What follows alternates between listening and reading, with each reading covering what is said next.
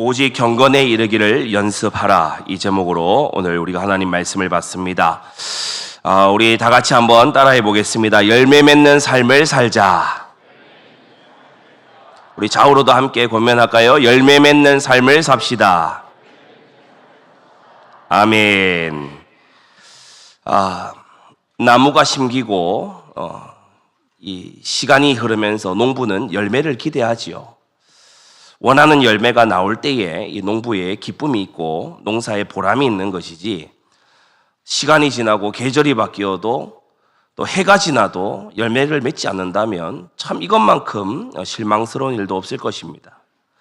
요한복음 15장을 보면 너희가 과실을 많이 맺으면 내 아버지께서 영광을 받으실 것이라고 했어요. 하나님의 영광을 위해 우리는 열매 맺는 삶을 살아야 됩니다. 우리가 열매를 많이 맺으면 하나님은 우리를 통해서 영광 받으신다. 그럼 어떤 열매를 말하는 거냐? 세 가지예요. 첫째, 기도 응답의 열매를 많이 맺게 되기를 바랍니다. 기도 응답 열매 맺으려면요, 일단 하나님과 통하는 기도가 돼야 돼요. 그래야 하나님께서 응답하실 거 아닙니까? 하나님과 통하는 기도 속에 들어가려면 우리가 두 가지 돼야 되지요. 15장 7절에 예수님께서 명확히 교훈하시듯이 너희가 내 안에 거하고, 먼저 하나님의 백성이 돼야 돼요. 예수 그리스도 안에 거하는 자가 돼야 됩니다. 사람이요, 열심히 기도한다고 응답받는 그것이 아니라 하나님의 백성이 돼야 응답을 받는 겁니다. 예수 그리스도 안에 거해야 응답이 있는 거예요. 내 말이 너희 안에 거하면 이라고 하셨어요. 하나님의 말씀 붙잡고 기도해야 됩니다. 그래서 신분이 바뀌고 마음 중심이 바뀌게 되면 무엇이든지 원하는 대로 구하라, 그리하면 이루리라고 하셨어요. 기도 응답의 열매가 우리 성도님들에게 풍성하게 맺히게 되기를 바랍니다. 지난 일주일 동안에 우리가 특세 통해 가지고 정말 새 생명 구원을 위해서 같이 기도했지요. 하나님께 정말 기도가 상달된 사람들은 오늘부터 시작해서 다가오는 날 동안에 하나님의 응답이 있을 줄로 압니다. 두 번째, 어떤 열매를 맺으라 하셨냐? 주님의 기쁨이 충만한 열매를 맺어라. 기도 응답의 열매가 하나님과의 관계에서 오는 열매라면 주님 기쁨의 열매는 우리 속사람에게서 맺히는 열매인 거예요. 계명에 순종함으로 사랑 안에 거하는 기쁨의 삶을 살아가라, 이것을 말씀하는 것입니다. 그래서 상황에 따라서, 여건에 따라서 이리저리 흔들리는 기쁨이 아니라 주님이 내 안에 계신 만큼이나 확고한 기쁨 가운데 거하라는 것이에요. 요한복음 15장 10절 11절에 보니까 예수님께서 어떻게 아버지의 사랑 안에 거하셨는지 그것을 말씀해 주고 있지요.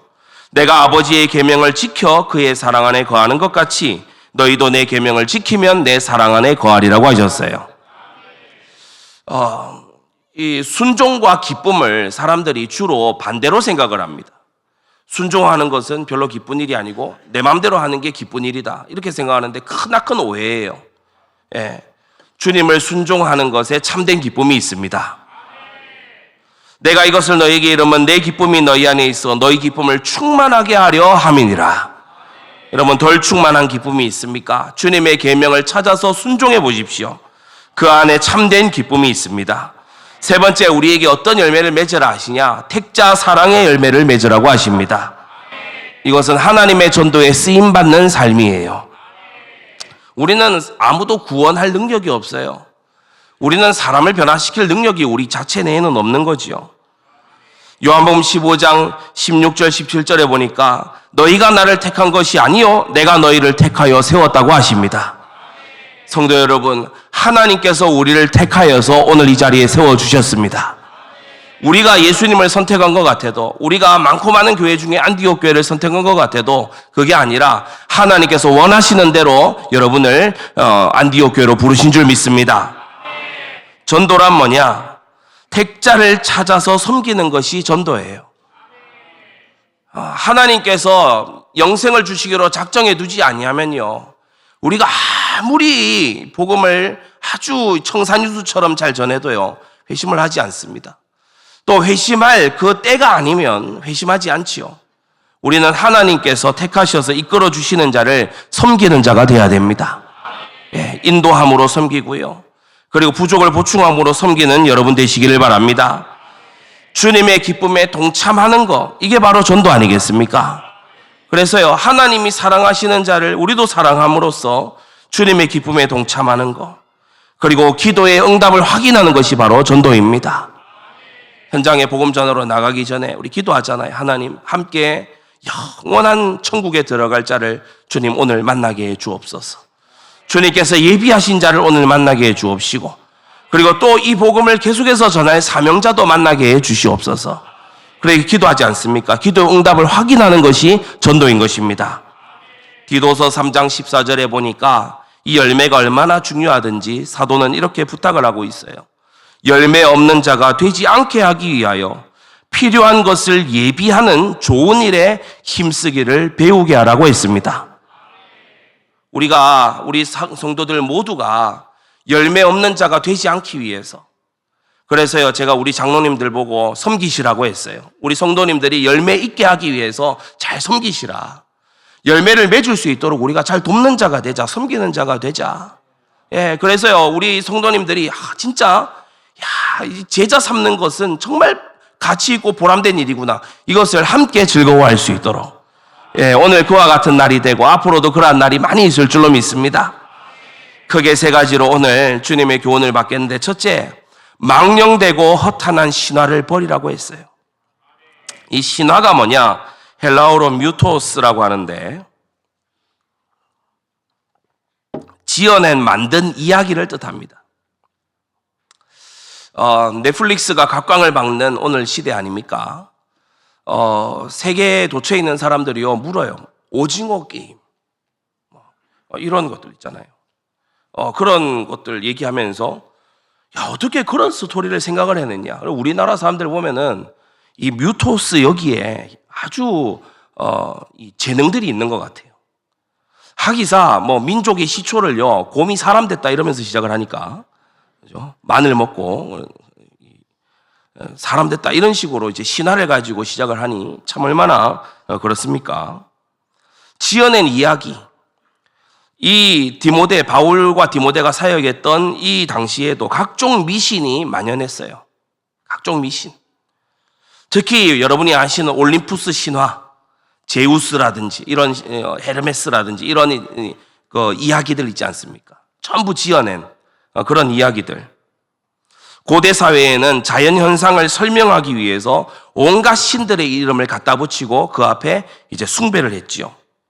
영들의 이야기를 막 지어내서 그걸 알려주면서, 천둥이 치고 번개가 치면 저거는 무슨 신이 노해서 그래. 바다에 막 풍랑이 일면 이거는 무슨 신이 지금 화가 나서 그런 거야. 막 이렇게 가뭄이 들고 이러면 무슨 신한테 절하고 이제 정성을 들여야 돼. 이런 식으로 고대 사회에는 그랬죠. 현대 사회는 많이 다릅니까? 현대 사회도요 새로운 형식으로서 이 신화들을 자꾸 만들어내요. 이야기들을 만들어내요. 소설이나 영화나 노래의 주제가 바로 이런 판타지성의 이런 이야기거리들이죠. 특히나 인간 자신이 어떤 신적 잠재력을 가지고 있다 이런 것을 주장을 하는, 우리 어린아이들도 좋아하는 스파이더맨 어떻습니까? 어느 날 거미에 물렸는데 거미줄이 나가기 시작하는 거예요. 그리고 막 날아다니죠. 붙어다니고 날아다녀요. 그러면서 막 안 다치고 막 엄청 강해져. 그게 전부 다 밑에 들어가면 뭐가 있냐? 뉴에이지 사상이 있어요. 인간이 신이 될 수 있다. 인간이 절대자가 될 수 있다. 너의 잠재력을 믿어라. 너는 구원자가 필요 없어. 네가 구원자가 되면 돼. 이런 식의 이제 사상이 그 안에 들어있는 거죠. 세속주의와 상대주의 이런 이제 신화들을 만들어냅니다. 그래서 서로 다른 이야기 속에서 살아가고 있는, 서로 다른 어떤 스토리 속에서 살아가고 있는 것으로 볼 때 고대 사회나 현대 사회가 다르지 않다. 두 번째는 종교에 있는 망령되고 허탄한 신화들이 많아요. 특히 세상도 이걸 잘하지만 종교들도 이런 걸 많이 합니다. 아니, 전생을 누가 말을 하는 거야. 전생을 말을 해요. 그래서 이제 안 좋은 일이 이렇게 있어요. 그럼 네가 전생에 잘못해서 그렇다. 이런 식으로 이제 얘기를 하고, 그래서 다 상상이거든요. 그걸 그렇게 하는 거예요. 그러면서 또 업보가 네가 많이 쌓여 있어서, 네가 조상적부터 업보가 많아가지고 이런 식으로 또 허탄한 신화를 주장하기도 하지요. 죽고 나면은 심판대 앞에 서는 게 아니고 끊임없이 윤회를 한다. 그렇게 또 주장하기도 해요. 윤회를 믿고 또 윤회를 은근히 이제 또 기대하기도 하고 그런 식으로 하죠. 사람이 너무 죄를 많이 지으면 동물로 윤회를 한대요. 어느 종교에서는 그렇게 얘기를 하죠. 그런데 고양이로 윤회를 했다고 해봅시다. 이 고양이는 고양이 위로 올라갈 수가 없어요. 왜냐? 계속 쥐를 잡아먹어야 되거든. 계속 살생을 해야 되는 거야. 그러니까 그 이하는 가도 그 이상은 못 가. 그러니까 이게 언뜻 생각만 해봐도 얼마나 참 사람의 이 상상에서 나온 거라는 걸 알 수 있지 않습니까? 그리고 사람이 고행을 하는 거예요. 내가 막 어떤 곡기를 끊고 그리고 내가 막 남루하게 하고 내 몸을 괴롭히고 이렇게 하면은 무언가 아주 열반에 이를 수 있지 않겠냐. 이런 식으로 고행을 하는 거예요. 또 다른 이제 천주교에서 주장하는 것은 화채설인데 화채설이 뭐냐? 사제가 빵을 들고 나와서 그 빵에다 기도를 하면 이게 실제 사람의 살이 된다. 또 이 포도주에다가 이제 기도를 하면은 실제로 이게 사람의 피가 된다. 그래서 칼빈은 화채설을 주장하는 이 천주교의 사제들을 향해서 너희가 마술사냐라고 도리어 되물었던 거예요. 연옥이라는 개념을 들고 나와서 또 사후의 상태에 대해서 혼란스럽게 만들죠. 천국도 아니고 지옥도 아니고 그 중간쯤. 그래서 연옥이라는 곳에도 또 림보라는 곳이 또 따로 있어가지고 막 이렇게 이 등급을 막 나눠요. 그러면서 조상이 지금 연옥에 들어있는데 열심히 해야 되지 않겠냐 막 이런 식으로 이제 하는데 전부 지어낸 이야기입니다. 금욕주의를 막 들고 나와서 금욕을 하면 경건해진다. 그렇게 이제 얘기하기도 하죠. 이슬람교는 심판의 이 교리가 저울 심판입니다.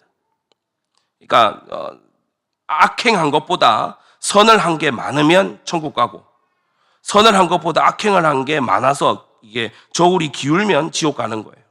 그런데 이 모든 악행을 모든 종류의 악행을 한 번에 딱 이렇게 역전시킬 수 있는 제일 무게 나가는 게 뭐냐? 지하드. 그 이슬람교의 이름으로 전쟁을 일으켜서 거기서 이제 자폭하는 거. 그러면 어떤 악행을 지상에서 저질렀더라도 무조건 천국에 보내줘. 천국에 가면 어떠냐? 72명의 처녀들이 수발을 든대. 그 72명 처녀들한테는요, 거기가 천국이 아니에요. 이상한 그걸 만들어낸 거 있죠. 이런 신화들이 종교에 만연해요. 지어낸 이야기, 상상의 이야기, 그러면서요, 이렇게 저렇게 뒤섞인 이야기. 우리 기독교회들 안에도 어떤 것이 들어와 있습니까? 영지주의라고 하는 지어낸 세상 철학의 사조가 들어왔어요. 영은 선하고 육은 악하다. 그게 영지주의잖아요. 두 가지 극단이 나오죠. 영지주의는 극단적 방임이나 극단적 고행, 금욕이 나옵니다. 영은 선하고 육은 악합니까? 그렇지 않습니다. 하나님 지으신 모든 것이 선함에 감사함으로 받으면 버릴 것이 없다. 그 말씀이 어디 나오죠? 바로 앞에 4장 4절에 나옵니다. 우리가 지금 배우고 있는 디모데전서 4장 4절에 그렇게 말씀하고 있어요. 여러분, 율법주의로 속지 마시기를 바랍니다. 율법은 죄를 깨달으라고 주신 것이 구원용으로 주신 게 아니에요. 율법으로 남을 정죄하고 비난하라고 주신 게 아니라 나를 들여다보라고 주신 거예요. 율법은 하나님의 선하신 뜻입니다. 우리가 신비주의에 빠지지 말아야 돼요. 신비로운 체험이 기준이 아니고 하나님의 영원 무궁한 말씀이 기준입니다. 그리고 인본주의에 빠지지 말아야 돼요. 사람을 살리는 거 중요한 일이죠. 사람을 돕는 거 가치 있는 일입니다. 그러나 하나님의 영광을 위한 그 안에서 해야 돼요. 무분별하게 하면 안 되는 거죠. 그리고 우리는 청빈주의에 속지 말아야 됩니다. 4장 3절, 우리가 이 앞에 보면 4장 3절에 보면 어떤 사람들이 혼인을 금하고 식물을 폐하라 할 터이나 라고 했어요. 이 사람들이 바로 청빈주의자들이에요. 결혼도 하지 아니하고 밥도 먹지 아니하고 그리고 그것이 마치 거룩한 삶인 것처럼 그게 청빈주의인데, 여러분, 청빈주의는 육신을 가지지 않고 악행을 마구 일삼는 귀신의 가르침입니다. 귀신이 꼭 지 같은 것 딱 가르치는 거예요. 왜? 귀신 자기가 육신이 없으니까. 그러니까 너도 육신을 부정하고 완전히 이상하게 하는 그런 삶을 살아라. 귀신의 가르침인 거죠. 그리고 세속주의를 우리가 몰아내야 될 줄 압니다. 세속을 즐기지 아니하고 세상을 복음으로 변화시켜 나가는 우리가 돼야 되겠다. 여러분, 기복주의도 내어 버리게 되시기를 바랍니다. 나는 하나님이 내게 복을 줘야만 되지, 막 내게 복 안 주는 하나님은 싫다, 이런 것은 너무 잘못된 거죠. 우리가 하나님께 복을 받는 것도 있지만 우리가 하나님 앞에서 교훈도 받고 바르게 함도 받아야 되는 거예요. 그래서 신화를 버리고 정통한 신앙을 가져야 됩니다. 정통한 신앙의 이 5 기둥이 뭐냐? 창조의 하나님을 믿어야 돼요. 인간이 타락하고 하나님과 멀어져 있음을 우리가 또한 확고하게 믿어야 됩니다. 특히 인간의 전적인 타락을 여러분이 알고, 사람은 기대와 이 소망의 대상이 아니라 정말 믿음의 대상이 아니라 사랑으로 섬겨줘야 되는 대상임을 아시기 바랍니다. 그리스도 예수 안에 있는 유일한 구속의 길을 우리가 믿어야 돼요. 그리고 이 구속의 복음, 죄 사함을 얻게 하는 회개의 복음이 땅끝까지 전파될 것을 또한 믿어야 됩니다. 주 예수 그리스도께서 다시 오시는 그날에 이 옛 하늘과 옛 땅은 다 접혀지고 주님께서 새 하늘과 새 땅을 여실 것을 믿게 되시기 바랍니다. 바른 믿음은 사도신경에 요약되어 있어요. 어떤 교회가 정통한 교회이냐? 사도신경을 고백하고 그것대로 이제 가르치는 교회입니다. 사도신경은 바른 믿음이에요. 그럼 바른 생활은 어디 나타나 있죠? 십계명에 나타나 있어요. 여러분이 생활에 있어서 십계명에 준하는 그러한 삶을 지향하고 살아가시기를 바랍니다. 주님이 가르치셨어요. 바른 기도 어떻게 할 거냐? 주기도문에 나와 있어요. 마태복음 6장에 나와 있는 주님이 가르치신 그 기도에 올바른 기도가 나와 있는 거예요. 이렇게 정통한 신앙을 가지고서 우리가 바른 믿음, 바른 생활, 바른 기도를 해나갈 때 하나님께 영광이 되는 것이다. 그 2번째, 경건은 범사에 유익하다고 했어요. 그러면서 그 앞에 작은 걸 하나 말씀하고 계시죠. 8절, 육체의 연습은 약간의 유익이 있으나. 육체의 연습, 건강을 돌아보는 일, 그것은 약간의 유익이 있습니다. 경건에 비해서는 약간이라는 거예요. 유익이 있어요. 건강한 생활 습관을 가지는 거 유익합니다. 여러분이 아무리 기도하고 막 애써도요, 밤낮이 뒤바뀌어서 살아가면 하나님께서 그 신실한 일반 은총의 원리대로 몸이 약한데 이렇게 그걸 허락하십니다. 몸이 약해질 수밖에 없어요. 건강한 생활 습관을 갖게 되기 바랍니다. 하나님께서 자라고 불 끄면요, 자야 돼요. 집안에서 어린 아이들 이렇게 돌볼 때 제일 그럴 때가 언제입니까? 불 꺼도 안 자고 계속 놀려고 할 때. 그리고 점점 이제 수면 패턴이 아침에 늦게 일어나는 걸로 바뀔 때 부모가 상당히 고민이 되죠. 우리도 마찬가지예요. 건강한 생활 습관을 갖게 되기를 바라고요. 그리고 균형 잡힌 식사를 하는 거, 이거 중요합니다. 육체의 연습, 약간의 유익이 있다. 적당하게 운동하는 거 필요해요. 운동 전혀 하지 않고 몸이 계속 아픈 채로 그렇게 있는 거 맞지 않지요. 그리고 여기 또 중요한 것이 긍정적인 태도. 그래서 늘 막 스트레스를 스스로 막 받는 이런 게 아니라 긍정적인 태도와 이 마음가짐을 가지고 살아가는 거, 이런 거 중요합니다. 성경은 육체를 절대 죄악시하지 않아요. 여러분, 육체적으로 막 힘들고 어려운 게 경건이고, 건강하고 그런 것은 지금 잘못 살고 있는 거고, 이런 오해에서 벗어나게 되기를 바랍니다. 금식하는 것과 독신으로 막 살아가는 이것은 경건의 기준이 될 수 없어요. 그러면서 2번째, 경건은 무엇이라고 했냐?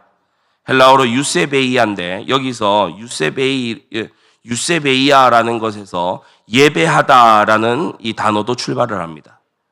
하나님을 경외하고 순종하는 삶을 말해요. 경건이란 뭐다? 하나님을 경외하고 순종하는 삶. 디도서 1장에 보니까 경건함에 속한 진리의 지식과 영생의 소망이라고 했습니다. 경건에는 진리의 지식이 속해 있어요. 진리의 지식이 속해 있어요. 우리가 지금 속한 백석교단의 창립자인 장종현 박사님, 이 신학의 사변화를 막기 위해서 굉장히 그런 주창을 많이 하셨죠. 신학은 학문이 아니다. 신앙은 학문이 아니다. 저는 그 외침이 일리가 있다고 봅니다. 왜냐? 신앙생활은 학문만으로 할 수 있는 게 아니에요. 신앙생활은 전인격적으로 해야 되는 거예요. 그러나 그 안에 지식이 그럼 없냐? 전인격 안에 지식이 있죠. 그래서 진리에 속한 지식을 또한 가져야 돼요. 영생의 소망이 그 안에 있어야 되죠. 잠언 1장 7절에 여호와를 경외하는 것이 지식의 근본이라고 했어요. 그래서 내가 많이 안다라고 하면서 하나님 앞에 겸손하지 않다. 그건요, 그 사람을 망하게 하는 지식이에요. 그야말로 사변화된 지식이에요. 그러나 우리가 하나님을 경외케 하는 지식은 얼마든지 가져야 됩니다. 야고보 1장에 보니까 누구든지 스스로 경건하다 생각하며 자기 혀를 제갈먹이지 아니하면. 왜 관계가 힘들어질까요? 가정과 교회와 왜 공동체가 힘들어질까요? 아무렇게나 말하기 때문에 그래요. 혀가 막 주장하는 대로 막 얘기하니까 그래요. 경건에 속한 말을 할 줄 알아야 됩니다. 덕을 세우는 말을 해야 돼요. 내가 없는 말 하냐? 내가 거짓말 하냐? 이렇게 얘기할 게 아니라 덕스러운 말을 해야 됩니다. 사람을 세우는 말을 해야 돼요. 하나님께 영광이 되는 말을 하시기 바랍니다. 자기 혀를 제갈먹이지 아니하고 자기 마음을 속이면 이 사람의 경건은 헛것이라고 했죠. 그러면서 뭐라고 우리에게 교훈합니까? 하나님 아버지 앞에서 정결하고 더러움이 없는 경건은, 오늘 이 디모데전서 4장도 경건에 이르기를 연습하라고 하는데, 또 다른 성경인 야고보서에 보니까 경건을 뭐라고 정의를 하냐? 곧 고아와 과부를 그 환난 중에 돌아보고 또 자기를 지켜 세속에 물들지 아니하는 그것이라고 했습니다. 그래서요, 경건한 삶이라는 것은 자기에게만 집착되어 있는 게 아니라 주변을 돌아보는 거예요. 주변을 돌아보는 거예요. 또한 자기를 지켜서 세속에 물들지 않는 거예요. 아주 세속에 물든 그러한 언행을 일삼는 이들이 있는데 그렇게 하지 말아야 됩니다. 경건은 하나님을 경외하는 지식으로 언행에 있어 정직하고 긍휼을 베풀고 타락하지 않는 것, 이것이 바로 주님이 우리에게 알려주시는 경건이에요. 경건은 범사에 유익합니다. 하나님 경외하기를 배우면요, 이 세상뿐 아니라 다가오는 세상에도 그것이 유익이 돼요. 금생의 약속이 있죠. 죄와 징계로부터 보호를 받습니다.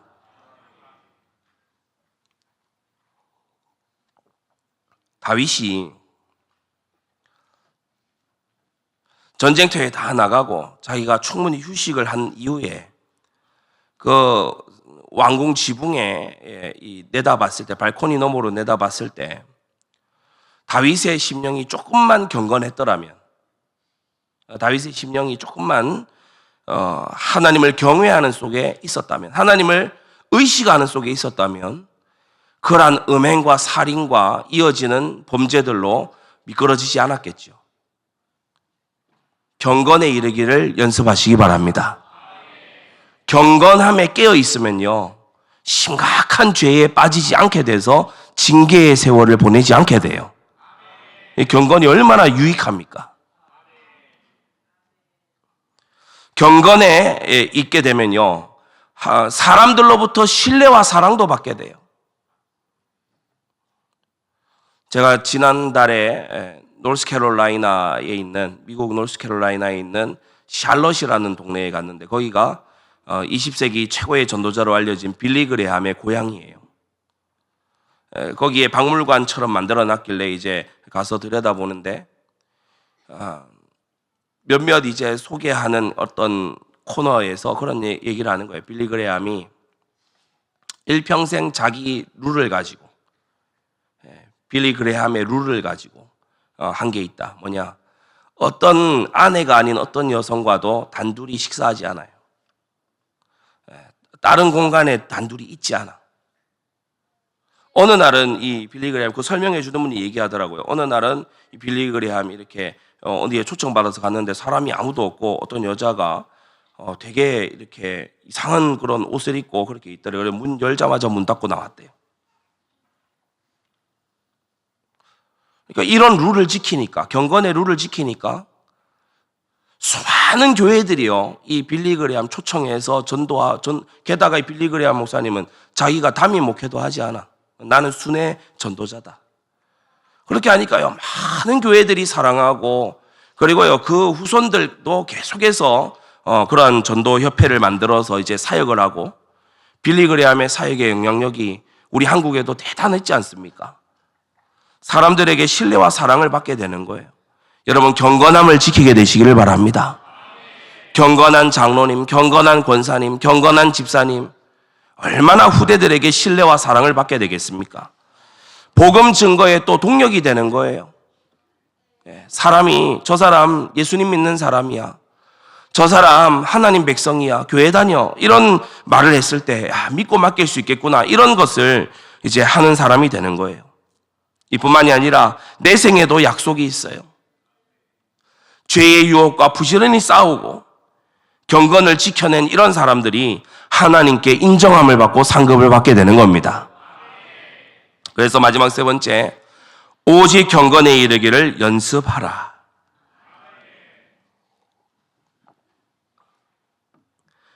경건은 훈련해야 됩니다. 오늘 성경이 우리에게 연습하라고 말씀하고 있어요. 운동선수가 시합을 앞두고 연습을 하죠. 실전처럼 연습을 합니다. 그것처럼 경건은 훈련이 되어져야 돼요. 저절로 되지 않아요. 여러분의 우선순위가 나의 자녀보다, 내 아들이나 딸보다, 나의 부모보다 예수 그리스도를 더 사랑하는 그 우선순위가 확립되기를 바랍니다. 먼저 그의 나라와 그의 의를 구하는 것이 정말 되기를 바랍니다.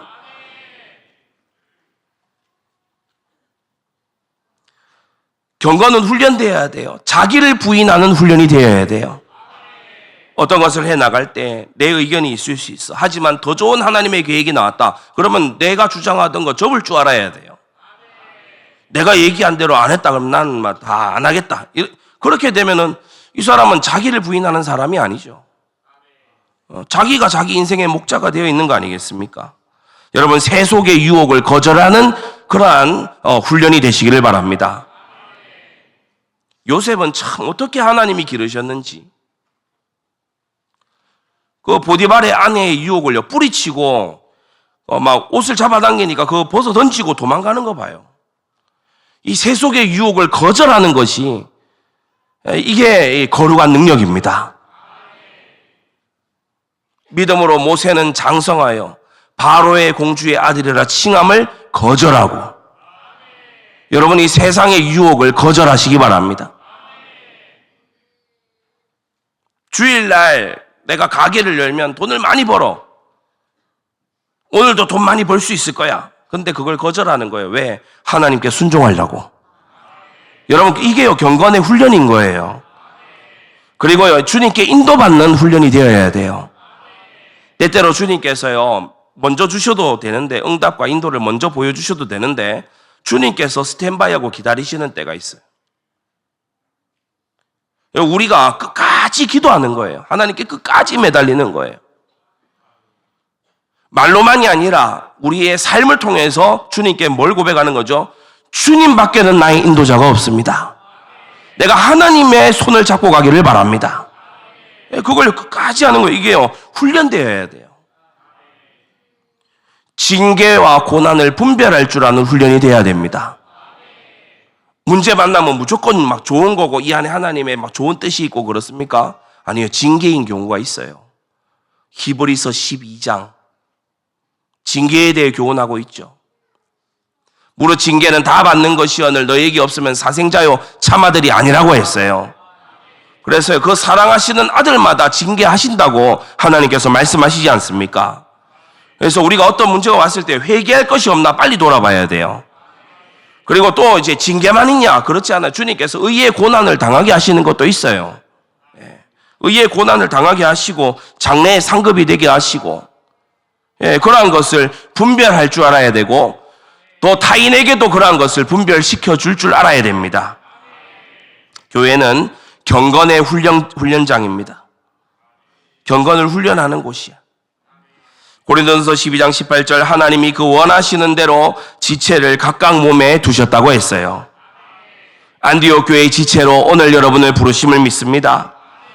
그래서 에베소 4장 3절에 성령의 하나 되게 하신 것을 힘써 지키라. 힘이 들어가는 일이에요. 한 교회 안에서 쭉 생활해가다 보면 우여곡절이 와요. 어떤 사람하고 이제 좋을 때도 있지만 또 얘기를 하다 보면은 오해가 생길 때도 있어요. 나는 잘한다고 했는데 이 사람은 다르게 받아들이는 이런 경우도 있을 수 있어요. 뜻하지 않게 서로 뭔가 대면대면해지는 그런 경우도 있을 수 있죠. 성령의 하나 되게 하신 것을 힘써 지키시기 바랍니다. 하나님은 자주자주 사람을 통해서 우리를 훈련하세요. 철이 철을 연단하는 것 같이 사람을 통해서 사람인 나를 훈련하시죠. 여러분이 사람 앞에서 어떤 것을 할 때, 교우간에 어떤 것을 할 때 반드시 생각해야 될 게 하나님이 나에게 어떻게 하셨는가를 먼저 생각해야 돼요. 그게 마태복음 18장입니다. 어떤 한 종이요 와서 이제 빚을 못 갚겠는 거예요. 빚이 자그마치 얼마냐? 1만 달란트. 이거는 거의 뭐 국가 예산에 버금가는 그러한 엄청난 액수예요. 돈을 못 갚겠는 거예요. 근데 놀랍게도 주인이 이것을 부자가 탕감을 해줬어요. 안 갚아도 된다. 빚 장부 그거 지워줄게. 룰루랄라 막 1만 달란트 내가 탕감을 받아 이제 완전히 막 신불자도 벗어나고 막 진짜 이게 이제 살맛난다. 돌아가는 길에 어떤 한 친구를 만났는데 나한테 500데나리온 빚을 줬어. 500데나리온은 약 어느 정도냐? 뭐 이것도 작은 돈 아닙니다만은 약 한 1년 조금 넘는 그러한 사람의 연봉에 해당되는 거예요. 나는 방금 국가 예산에 해당되는 거를 탕감을 받고 왔어. 근데 이 사람이 이제 연봉 좀 넘는 거를 나한테 빚을 지고 있어. 빚 안 갚을래 너?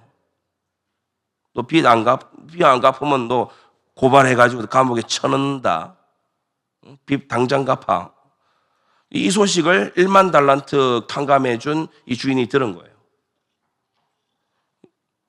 너무 황당하잖아요. 그래 와가지고 이 말씀하는 겁니다. 18장 32절에 악한 종아 네가 빌기에 내가 내 빚을 전부 탕감하여 주었거늘 내가 너를 불쌍히 여김같이 너도 내 동료를 불쌍히 여김이 마땅치 아니하냐. 우리가 그리스도 예수께 어떠한 죄의 용서를 받았습니까? 어떠한 용납하심을 받았습니까? 어떠한 은혜와 사랑을 받았습니까? 우리의 동료를, 우리의 교우를, 우리의 형제 자매를 그렇게 사랑하는 것이 마땅하지 않겠어요? 설령 내게 해가 되는 일을 했더라도 말이에요. 우리가 주님께 받은 그 큰 사랑을 생각할 때 우리가 행할 바가 명확하지 않습니까? 여러분 교회 안에서 경건을 훈련하시기 바랍니다. 한 주님 부르는 형제 자매도 사랑 못하면서 어떻게 세상에 나가서 죄악에 단련된 이들을 사랑으로 이끌겠다고 할 수 있겠어요? 교회는 경건의 훈련장인 것입니다.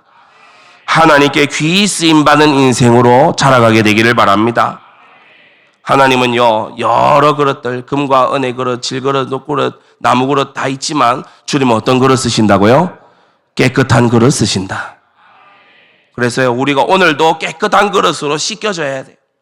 하나님의 말씀과 기도로 거룩하여 지시기를 바랍니다.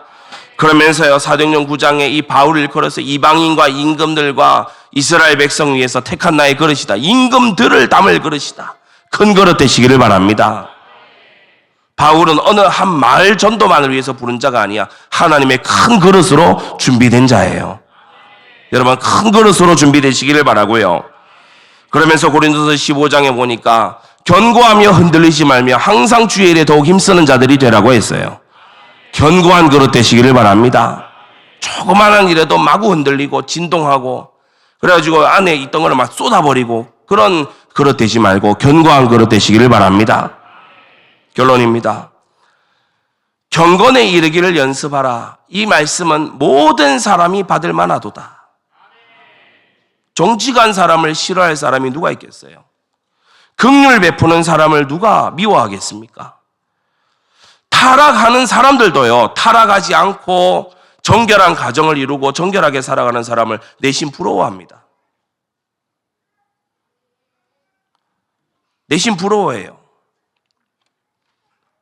제가 딱 한 번 대학 시절에 이제 MT를 한번 따라가고 그 다음엔 안 갔는데 제가 MT 따라가서 저는 술을 안 먹으니까 MT 따라가서 애들을 뒷바라지를 다 하고 뭐 닦을 거 닦고 하는데 여기 내가 뭐하러 왔나 싶더라고요. 근데 그렇게 하고 이제 막 도와줬어요. 그래서 술 그만 먹으라 그러고 술 먹으러 온 애들한테 술 그만 먹으라 그러니까 얼마나 술맛 떨어지겠어요. 그러니까 그렇게 하고 하니까 이제 다음부터는 같이 가자 말도 안 하더라고. 저도 안 가고 싶고. 근데 딱 한 번 간 적이 있어. 그래가지고 저만 맨정신이에요. 다 뭐 짐 챙길 거 챙겨. 야 이거 두고 갔다 너. 두고 갔다. 야 너 이게 이제 정신 집어넣어라. 예, 두고 갔다. 근데 이 친구들이 나중에 뭐라 그러냐? 너 술 안 마셔서 참 좋다. 좋겠죠. 다 챙겨주니까. 군대 있을 때는 또 어떠냐? 뭐 시간만 나면은 잠깐 밖에 공기 쐬러 가요. 전 처음에 진짜 공기 쐬러 가는 줄 알았어요. 그러니까 다 한 3-4명이 담배 다 피워. 전 담배 안 피니까 또 바람의 방향에 반대로 해서 이렇게 서 있죠. 담배 연기 오지 않도록 서 있죠. 그래서 얘기는 합니다. 얘기는 하는데 담배는 같이 안 피니까. 근데 나중에 뭐라 그러냐?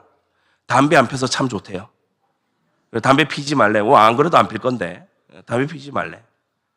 그래서 술, 담배 하는 사람들도요, 그것을 하지 않고 자신을 지키고 경건하게 살려고 하는 이런 그리스도인들을 좋아합니다. 예. 신자의 열매 맺는 삶, 신자의 거룩하고 경건한 삶은요, 가장 강력한 복음의 증거가 돼요. 사도행전 5장에 보세요. 감히 그들과 상종하는 사람이 없으나 백성이 칭송하더라 그랬죠. 왜 상종을 못합니까? 너무 내가 하기에는 너무 부담스러운 것 같아. 잘못 깨달아 그렇죠. 그리스도 예수의 생명 안에 있으면은 경건이 소망이 될 줄로 믿습니다. 그런데 불신자들도 칭송한다니까요. 저 사람 참 정직해. 저 사람 참 사랑이 있어. 저 사람 참 타락하지 않고 마구 살지 않더라. 그래서요, 뭔가 자신의 인생에 고민이 생겼을 때 물어볼 수 있는 사람, 뭔가 자신의 삶이 망가져가고 있을 때 바라볼 수 있는 그런 사람, 우리 안디옥교회 모든 성도님들이 그러한 사람들, 증인들 꼭 되시기를 바랍니다. 기도하겠습니다. 거룩하신 아버지 하나님, 오직 경건에 이르기를 연습하라는 말씀을 오늘 우리에게 주사 우리의 삶의 경건의 열매가 풍성하도록 은혜 베푸시니 감사를 드립니다. 우리가 망령되고 허탄한 신화의 세상 이야기에 거기에서 벗어버리게 하여 주시옵시고 하나님께서 원하시는 경건에 이르기를 연습하고 훈련하는 우리 모든 성도들 되게 하여 주시옵소서. 특별히 우리 모든 성도들이 열매 맺는 인생이 되도록 축복하여 주시옵소서. 예수 그리스도의 이름으로 기도드리옵나이다. 아멘.